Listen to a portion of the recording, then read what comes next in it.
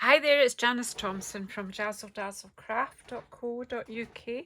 I'm an independent Stampin' Up demonstrator and I live and work in Scotland.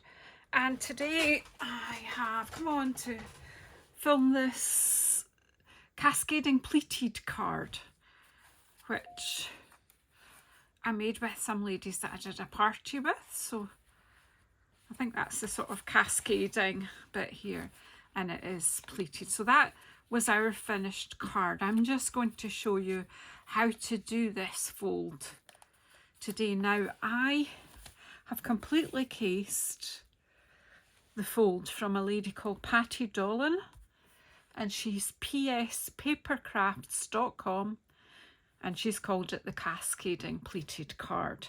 So if you want to check her blog out, and I think she has a video there showing how to make it. But I have just lifted the information and the measurements from Patty. So thank you, Patty, for doing this fold. I will probably translate this into centimetres at some point, maybe the next time I make it for myself. But for the moment, we're just using the measurements in inches.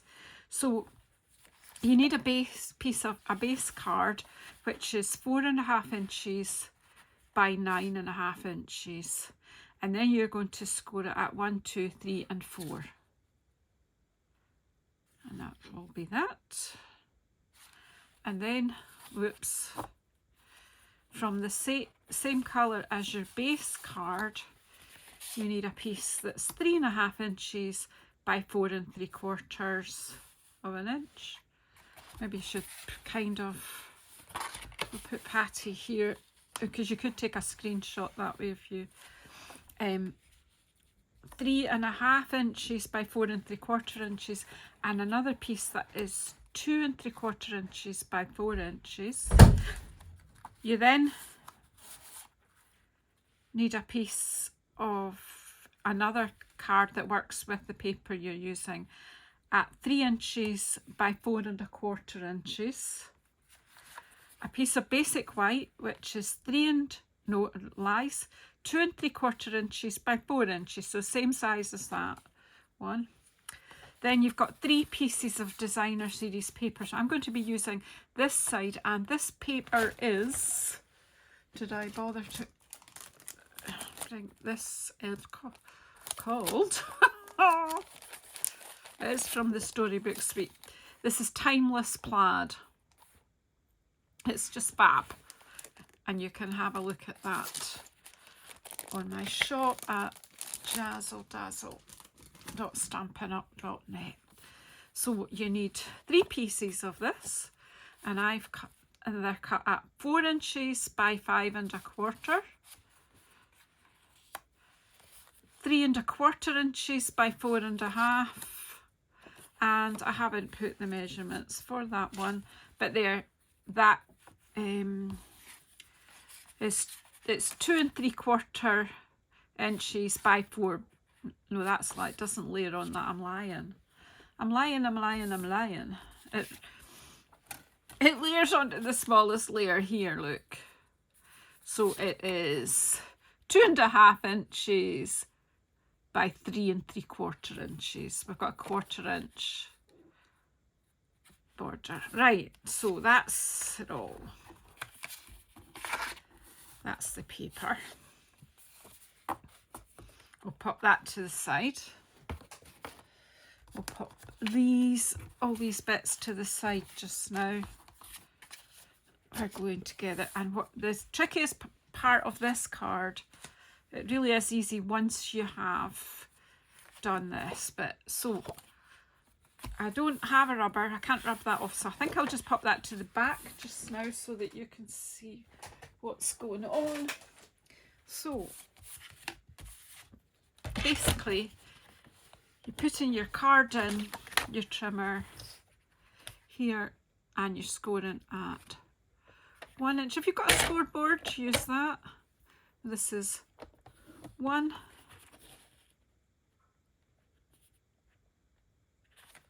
2,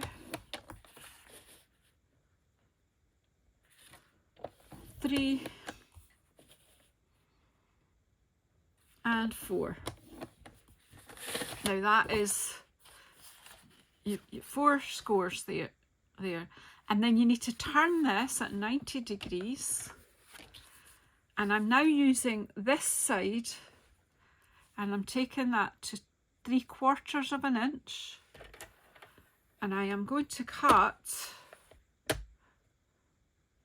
I'm just double checking it is to the 4th score line, isn't it?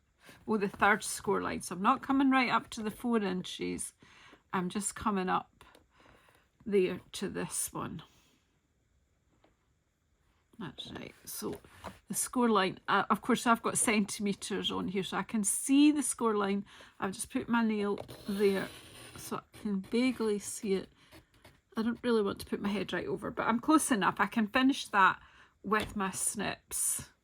In fact, I've gone just a bit too far. And then if I want to come another 3/4 of an inch, which I can on this, or I can just take that over. I could take it over that side. Does that, no, do you know what I'll do? Just to make it easier for you to see. What we're going to do here is we are going to snip that down to there. This just makes it easier to do your measurements, especially with this trimmer. So you now take that, once you've cut that off, you take that to the 3/4 of an inch, and all you're doing now is cutting from the edge by 1 inch, that first 1 inch score line. So just make sure it's straight on the 3/4 of an inch, and you're just simply cutting to that 1 inch. So by all means rewind me.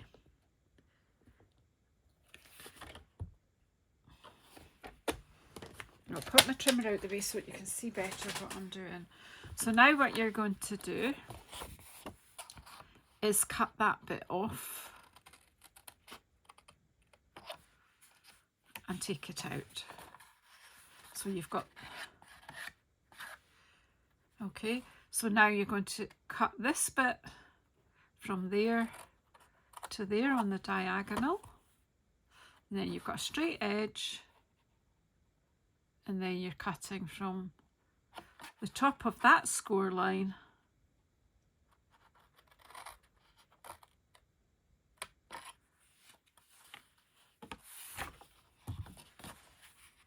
and then you have your folds, so your valley, mountain, valley, mountain. So there's your pleat.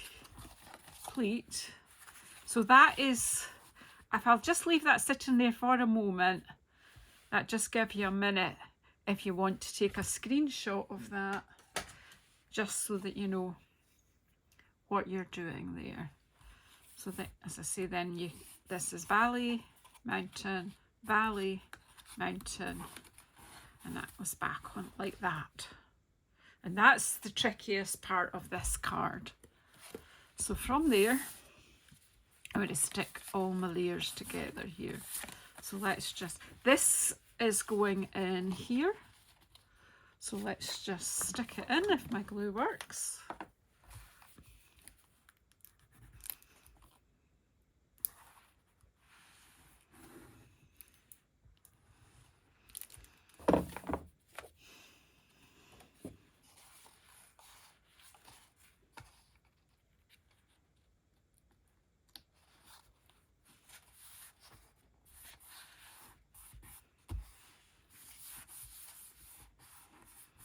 That's that bit. Now the next bit, we need to layer that. It's going on to that layer. Oops. Why does this... Is it the glue that's challenged, or is it me that's challenged? Oh. I love this plaid paper.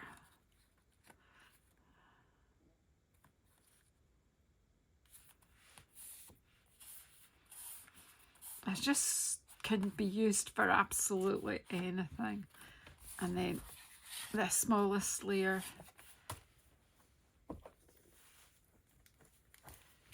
goes on here.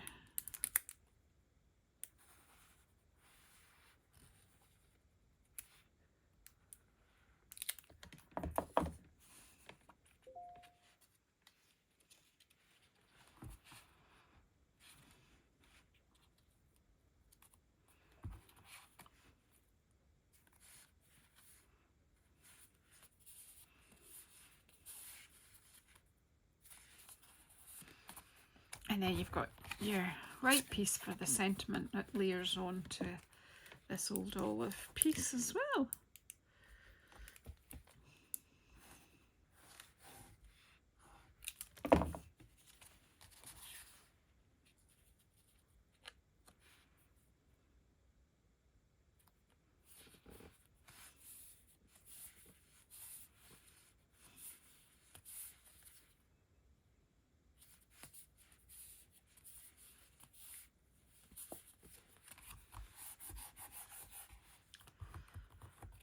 And then it really is pop it together. So we'll leave that bit till the end because that's where we would write our message.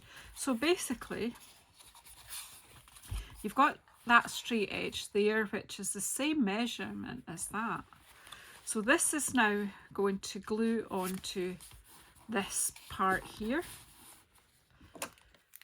Again, I'm trying to not rush that. Well, the glue's not letting me rush anyway, so you've got time to watch, but you know, rewind if you're not sure, and you can take screenshots if you want a pictorial account to watch later. So just making sure that that straight edge is there. I've got a wee bit of stray glue there, I don't want that there. And then fold this over, and this one is going there on the front. So again,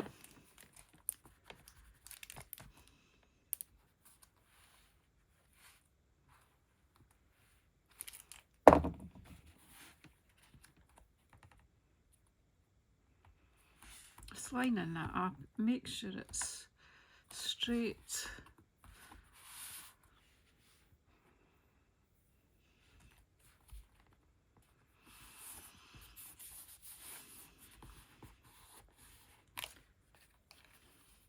And then what I didn't do, you nearly need to convince it to do what you need it to do. So you need to burnish your score lines. I'm just going to go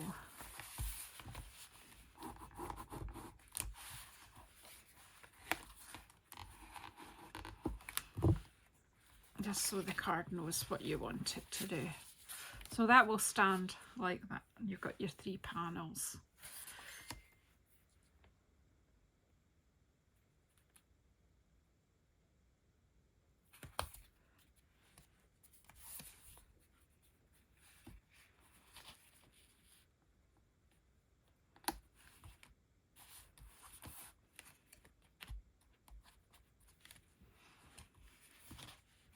So there,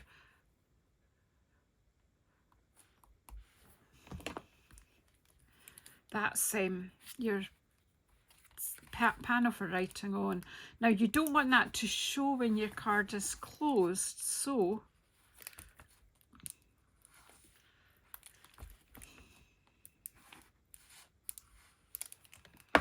think about where you're putting it. I'm going to put it quite close here.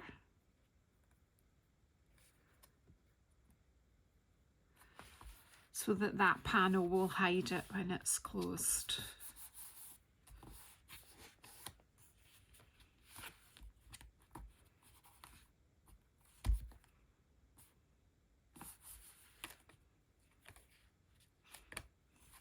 And that's that. Now I'm not going to decorate this one, but I'm just going to show you what I did, I used these die cuts that come with this storybook paper. Where have you gone? I forgot my catalogue. I did this with the last video. I forgot to have it ready to show.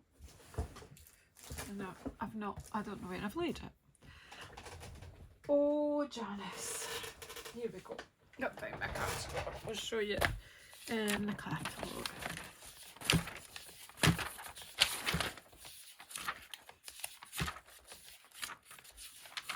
Okay, so here we go. This is the Storybook Moments Suite.